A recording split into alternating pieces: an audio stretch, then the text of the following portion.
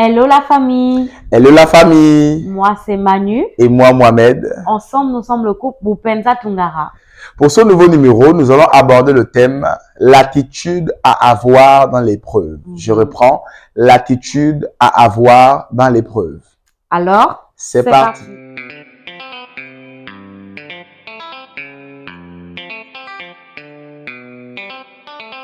Pour ce nouveau numéro, nous allons tout simplement vous indiquer l'attitude à avoir dans l'épreuve. Et pour cela, j'aimerais expliquer et de dire que l'épreuve n'est pas là pour nous tuer.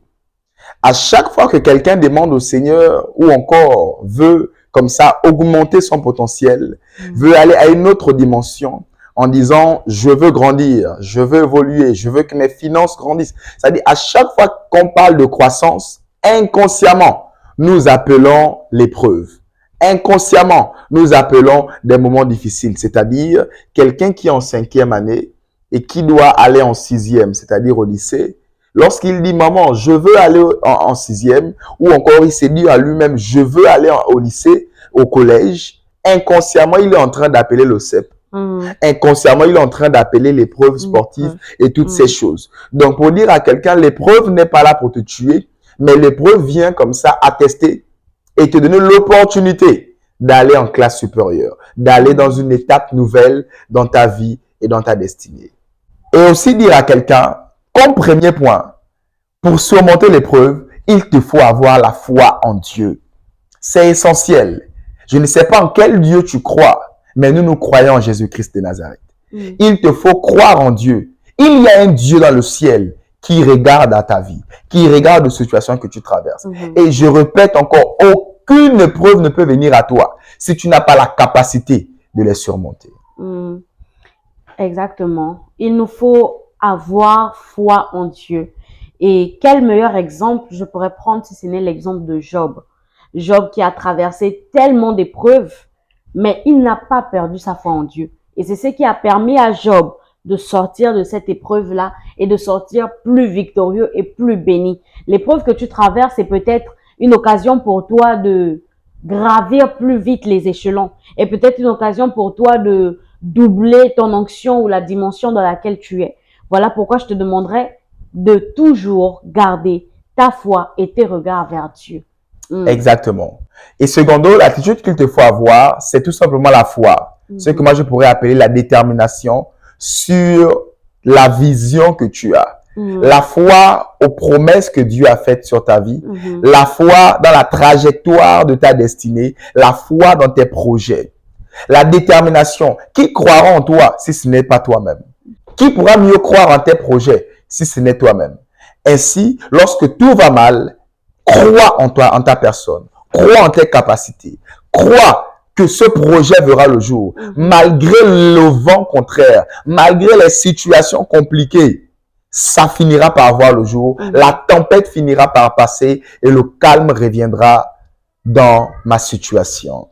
Exactement. Et je prendrai même pour exemple Joseph. Joseph qui a été éprouvé sur le chemin vers sa destinée, dans la marche, mais Joseph a eu foi en Dieu et il a eu foi en ce que Dieu l'avait montré. Il a eu foi en la vision.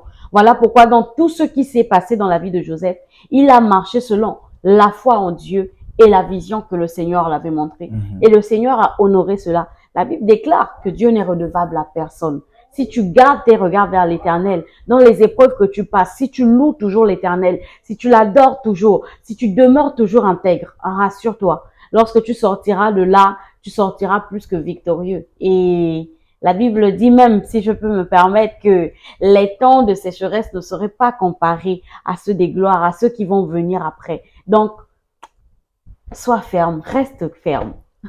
Parfaitement. Et le prochain point qui suivra, c'est tout simplement avoir la patience. La patience que je pourrais traduire aussi à la maîtrise de soi. Le sais-tu, la vision que tu as en ce moment prendra du temps avant de s'accomplir. Prendra du temps de mûrir avant d'arriver. Et en réalité, les gens aiment consommer et acheter ce qui est mieux. Et pour cela, c'est là où l'épreuve rentre en jeu. Et dans l'épreuve, lorsque tu n'as pas la patience, Tu pourras sortir de la marmite alors que tu n'es pas encore cuit. Tu pourras, comme ça, aller sur le marché du mariage, de la gloire, de la richesse, alors que tu n'es pas encore prêt. Nous voyons des catastrophes dans la société, des catastrophes dans la vie de plusieurs personnes. Ainsi, ne refuse pas l'épreuve, sois patient dans l'épreuve. Apprends à savourer l'épreuve, comme pouvait dire mon épouse. À prendre du temps, à savourer l'épreuve, à passer petit à petit, jour, heure, seconde après seconde dans l'épreuve. Ne cherche pas très vite à t'en sortir, ne cherche pas très vite à sortir du feu, mais cherche à comprendre et sois patient. Et c'est dans la patience que tu comprendras la leçon à comprendre dans l'épreuve. Exactement. Je dis que une épreuve demande de la patience. Franchement, même si elle dure 1 mois, 2 mois, 1 semaine, l'épreuve demande de la patience.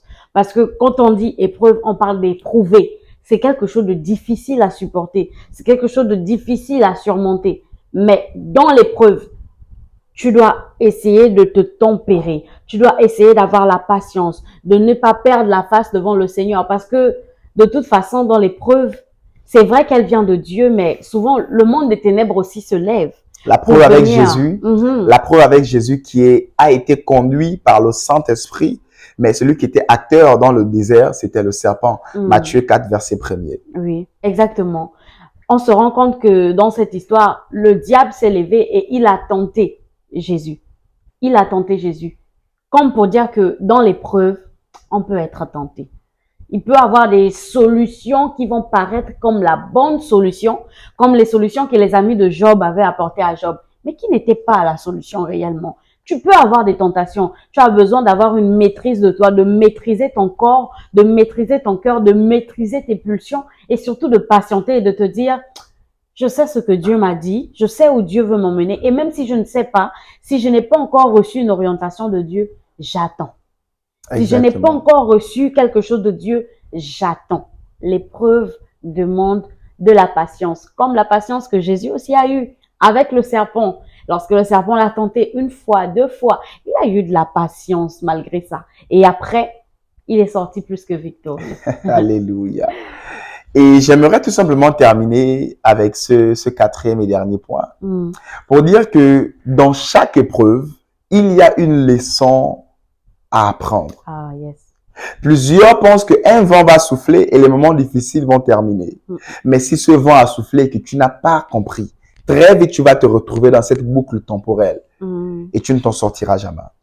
Apprends à comprendre dans ces moments de turbulence, dans cette zone de turbulence que traverse mon entreprise, que traverse ma situation financière, que traverse ma relation.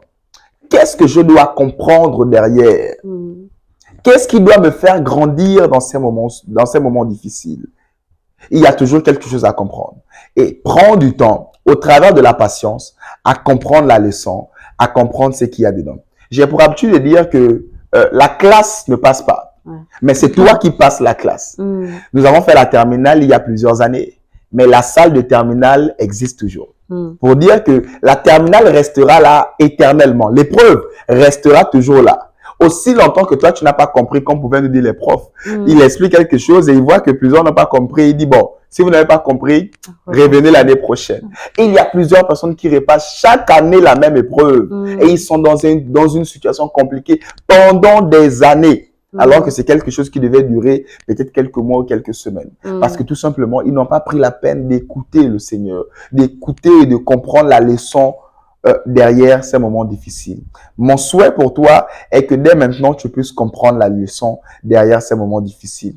Afin que, comme il est écrit, lorsque je marche dans l'ombre de la vallée de la mort, je ne crains aucun mal. Oui, nous passons dans l'ombre de la vallée de la mort. On ne stoppe pas, on ne stagne pas, on n'y habite pas. Ce n'est pas un monument, mais c'est un moment qui est appelé à passer. Alors, mon souhait pour toi est que dès maintenant, tu puisses comprendre ce que Dieu veut te faire comprendre par les moments difficiles que tu traverses en ce moment. Oui, chérie. Et en plus, même, le fait de demeurer toujours dans la même épreuve est dû aussi à ce que beaucoup d'enfants de Dieu, lorsqu'ils passent des épreuves, ils cherchent immédiatement la face du diable.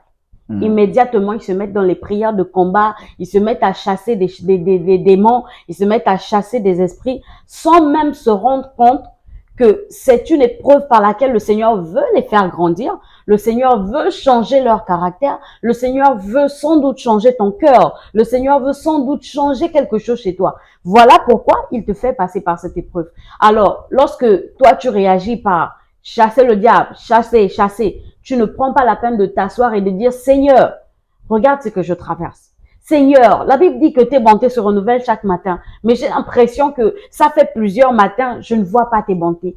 Qu'est-ce qui se passe? Qu'est-ce que tu veux me faire comprendre? De t'asseoir et d'écouter la voix de Dieu? Ben, comme il a dit, tu vas refaire la même épreuve encore et encore jusqu'à ce que tu comprennes, parce que notre Dieu est un Père responsable et bon. Parfaitement. Alors, nous allons clôturer ce numéro par une prière qui pourra aider quelqu'un. Yes. Seigneur éternel, je prie alors que la distance n'est pas une barrière. Que quelqu'un qui me suit maintenant soit fortifié dans les moments difficiles. Dans Matthieu 4, il est écrit qu'un ange qui fortifiait est arrivé et a fortifié la personne de Jésus-Christ qui passait par des moments difficiles.